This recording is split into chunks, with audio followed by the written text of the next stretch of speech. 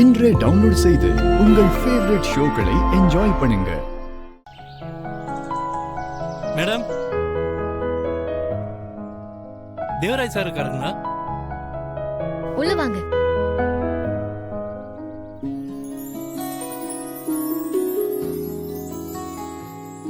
உட்காருங்க சார். அப்பா கோயிலுக்கு போயிருக்காரு. அப்படிங்களா?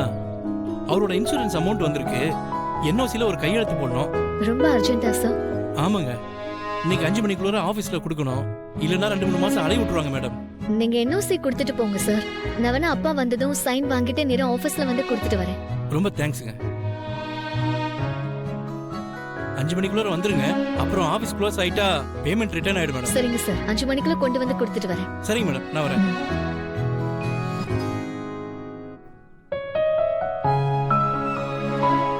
கையலி, உங்க அப்பாவுக்கு போனை போட்டு சீக்கிரம் வர சொல்லு.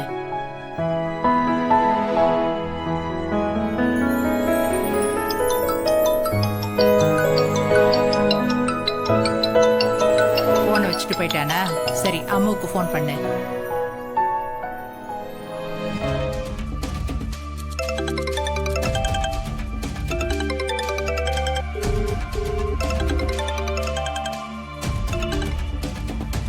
ஹலோ அக்கா. அம்மு, போன் அப்பா கிட்ட கொடு.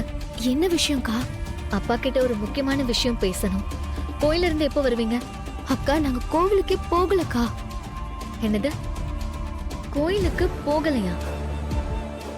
ஆமாக்கா, உங்ககிட்ட கோவிலுக்கு போறோம்னு போய் சொல்லிட்டு எங்க எல்லாரையும் ஏகேஆர் ஸ்டார் ஹோட்டல் கூட்டிட்டு வந்திருக்காங்க. ஸ்டார் ஹோட்டலுக்கா? எதுக்கு? அது வந்துக்கா. அம்மு, பெரியவங்க பேசிட்டு இருக்கப்ப என்ன போன் பேசிட்டு இருக்க? போனை வை.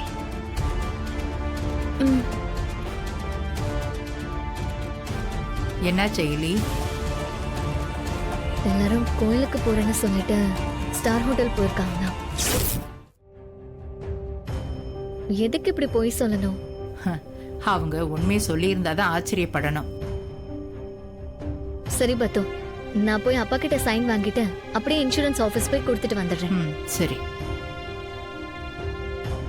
பத்து, ஒரு ஹெல்ப் பண்றியா? என்ன? காய்கறி நறுக்கி வச்சுட்டேன், பொரியல் மட்டும் செஞ்சு வச்சுடுறியா? நான் போய் ட்ரெஸ் சேஞ்ச் பண்ணிட்டு வந்துடுறேன். சரி. அயலி, என்ன பத்து? எனக்கு என்னமோ தப்பா படுது. இரு, நானும் கூட வரேன். நீ எல்லாத்துக்கும் சந்தேகப்பட்டுட்டே இருக்காத. நீ பேசாம வீட்ல இரு, நான் போயிட்டு வரேன். சிலரை சந்தேகப்படுறதும் தப்பு, சிலரை சந்தேகப்படாம இருக்கிறதும் தப்பு. இதெல்லாம் இங்கே இருக்கட்டும். நான் கேஸ் ஆஃப் பண்ணிட்டு வரேன். நீ போய் ட்ரெஸ் மாத்திட்டு வா, கிளம்பலாம்.